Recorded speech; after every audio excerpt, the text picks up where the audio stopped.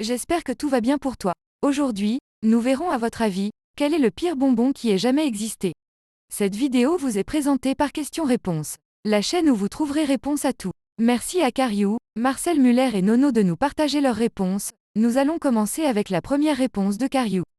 Les bonbons au cyanure. Le soir d'Halloween 1974, les enfants de la ville de Deer Park, Texas, ont entamé leur traditionnelle chasse aux bonbons sous une pluie battante.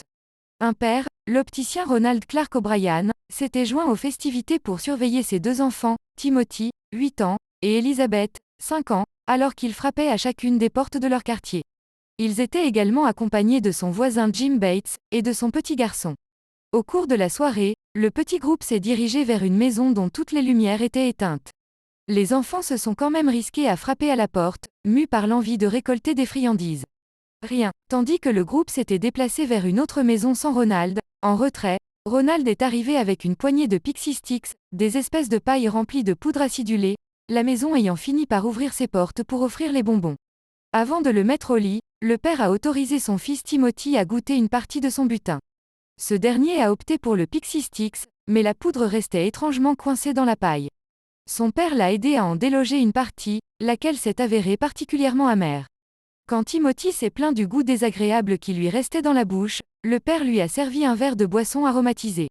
Moins d'une heure plus tard, Timothy était mort. Après analyse, une partie de la poudre des Pixie Sticks avait été remplacée par du cyanure et Timothy avait ingéré une quantité de poison suffisante pour tuer 2 personnes.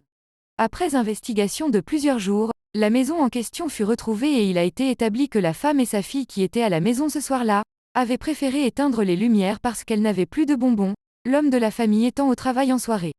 Les soupçons se sont donc peu à peu tournés vers Ronald. Les enquêteurs ont découvert que Ronald, couvert de dettes, avait récemment contracté des assurances-vie pour ses 2 enfants un mois avant Halloween. Ronald, plaidant son innocence, a été reconnu coupable de meurtre et de 3 autres tentatives de meurtre. Au procès du 3 juin 1975, il fut décrété que Ronald serait exécuté sur une chaise électrique. C'était lui qui avait offert des bonbons au cyanure à ses 2 enfants pour toucher leurs assurances-vie.